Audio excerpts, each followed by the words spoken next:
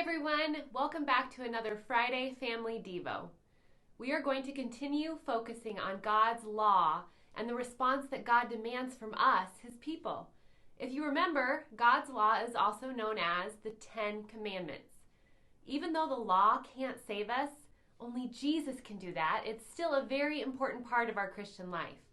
We want to obey God's law because of the amazing gift of salvation that He's given to us. And when we truly love God, we really want to obey Him. Okay, here's question 11 from the New City Catechism.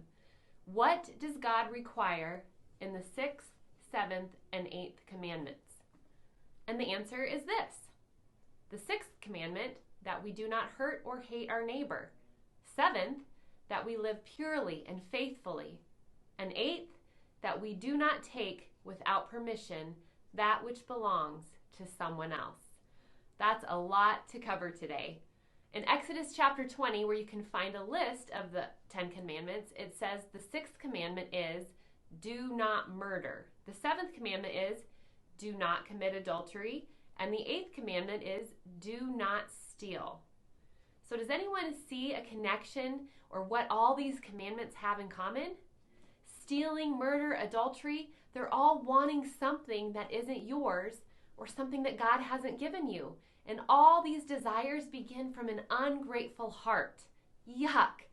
If you steal, you take something that isn't yours.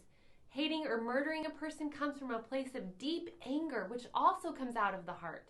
And adultery is desiring someone else as your husband or wife that God hasn't given to you.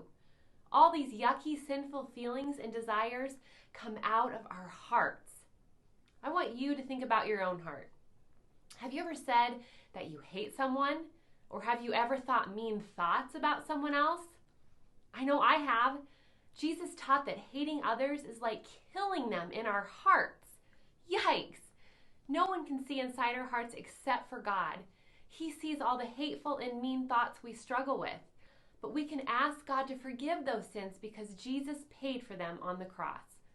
Open your Bibles with me to Romans 13 and let's read through verses 8 through 10. Follow along as I read. Owe no one anything except to love each other, for the one who loves another has fulfilled the law. For the commandments, you shall not commit adultery, you shall not murder, you shall not steal, you shall not covet, and any other commandment are summed up in this word. You shall love your neighbor as yourself. Love does no wrong to a neighbor, therefore love is the fulfilling of the law. Paul wrote these verses explaining to Christians how they are supposed to live. He mentions in the 6th, 7th, and 8th, and 9th commandments and says that keeping these commandments is living in a way that glorifies God. Christians aren't to hate or hurt other people. They must love the family God has given them. They must not steal, and they must not covet, which Eric will talk about next time. Verse 9 in Romans says to love your neighbor as yourself. What do you think that means? Do you guys love yourselves? Well, sure, we all do, don't we? You take care of yourself. If you're hurt, you go to the doctor for medicine and treatment. You get sleep and rest. You eat healthy foods. We are pretty good at loving ourselves, aren't we? Well, as God's people, we should always be concerned for the safety, health, security, and respect of each and every person. When we avoid the sins of hating others, hurting others, wanting what isn't ours, and stealing from others, when we avoid all those things, that is another way to love people well. I want you to remember to always look at your heart. Be honest about any temptations that you face. Maybe it's hate, jealousy, wrong desires. We sin because we are all sinners. But I want to encourage you that Jesus has taken the punishment for our law breaking. And as followers of Him, as followers of Christ, we want to keep God's commands so that we can glorify Him because of the amazing gift of grace and salvation that He has given to us.